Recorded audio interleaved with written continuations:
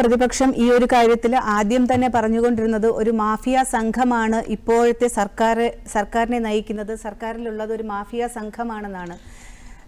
ശ്രീ പിണറായി വിജയൻ മുഖ്യമന്ത്രിയുടെ PV എന്ന പേര്, ഇത് എൻ്റെ പേരല്ല, അത് ഞാനല്ല PV, അത് എനിക്ക് ഒളിക്കാനും മറയ്ക്കാനും ഒന്നുമില്ല എന്ന് പറഞ്ഞ മുഖ്യമന്ത്രി ഇന്ന് മാധ്യമങ്ങളുടെ മുന്നിൽ വരികയോ അവരുടെ പ്രതിനിധികൾ ആരും തന്നെ മാധ്യമങ്ങളുടെ മുന്നിൽ വരാനോ തയ്യാറാകുന്നില്ല എന്നുള്ളത് തന്നെ അത് തീർച്ചയായിട്ടും അവരുടെ കുറ്റസമ്മതത്തിൻ്റെ ഒരു കാര്യം കൂടിയാണ്. അതോടൊപ്പം തന്നെ നമ്മൾ കുറേ നാളുകളായിട്ട് ഇതിനെക്കുറിച്ച് ചർച്ച ചെയ്തുകൊണ്ടിരിക്കുകയാണ്. എക്സാലോജിക് എന്ന് പറയുന്ന വീണ വിജയൻ്റെ കമ്പനിക്ക് യാതൊരു സർവീസും ഇല്ലാതെ CMRL നിന്നും ആദ്യം നമ്മൾ കേട്ടത് 1.72 കോടി രൂപയുടെ ഒരു ഇടപാട് നടന്നിട്ടുണ്ട്.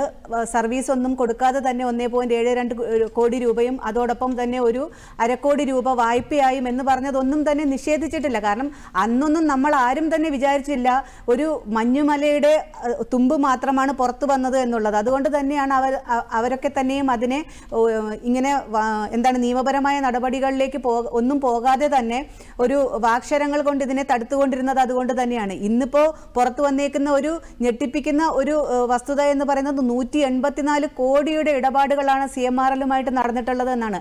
അത് തന്നെ ഒരു പ്രമുഖനായ രാഷ്ട്രീയ നേതാവിനെ സ്വാധീനിക്കുന്നതിന് വേണ്ടി അദ്ദേഹത്തിൻ്റെ മകൾക്ക് ഈ ഒരു കമ്പനിക്ക് കൊടുത്തതാണ് ഈ ഒരു തുക എന്ന് തന്നെയാണ് SFIO ഹൈക്കോടതിയിൽ പറഞ്ഞിട്ടുള്ളത്, ഡൽഹി ഹൈക്കോടതിയിൽ അവരുടെ രേഖകളിൽ പറഞ്ഞിട്ടുള്ളത്.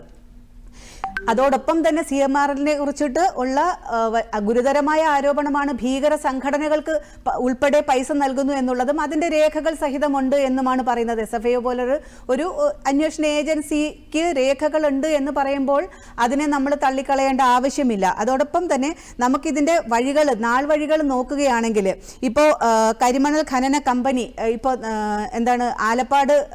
ആലപ്പുഴയിൽ ആലപ്പാട് തുടങ്ങിയ മേഖലകളിൽ അവിടെ കരിമണൽ ഖനനം നടത്തുന്നതിന് അനുമതി നേരത്തെ ഉണ്ടായിരുന്ന IREക്കും KMRLനും മാത്രമായിരുന്നു.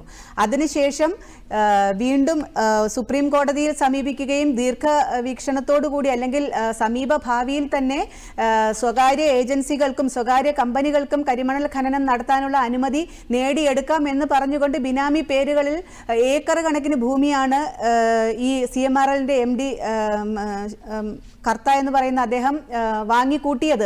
അതിനുശേഷം അദ്ദേഹം കോടതിയിൽ പോവുകയും അനുകൂലമായ ഒരു ഉത്തരവ് നേടുകയും ചെയ്തു. സ്വകാര്യ കമ്പനികൾക്ക് കൂടി ഖനനം ചെയ്യാം എന്നുള്ള ഒരു ഉത്തരവ് നേടി. പക്ഷെ അപ്പോഴും കോടതി പറഞ്ഞത് ഏതൊക്കെ മേഖലകളിൽ എന്ന് സംസ്ഥാന സർക്കാരിന്റെ വിവേചന അധികാരത്തിലാണുള്ളത് എന്നുള്ളതാണ്. അപ്പോൾ ഇതിൽ നിന്നും വ്യക്തമാകുന്നത് സംസ്ഥാന സർക്കാരിന്റെ വിവേചന അധികാരം എന്നുള്ളത് അത് പ്രയോഗിക്കുന്നത് ആരായിരിക്കും? മുഖ്യമന്ത്രി തന്നെയായിരിക്കും എന്നുള്ളതാണ്. ആ മുഖ്യമന്ത്രിയെ സ്വാധീനിച്ചുകൊണ്ട് കരിമണൽ ഖനനത്തിന് ഏറ്റവും പ്രധാനപ്പെട്ട മേഖലകളെ അവർക്ക് ഖനനം ചെയ്യുന്നതിനുള്ള അനുമതി നേടിയെടുക്കുന്നതിന് വേണ്ടി തന്നെയാണ് ഈ ഇടപാടുകൾ നടന്നിട്ടുള്ളത് എന്നത് നമുക്ക് വ്യക്തമായിട്ടുള്ള കാര്യമാണ്.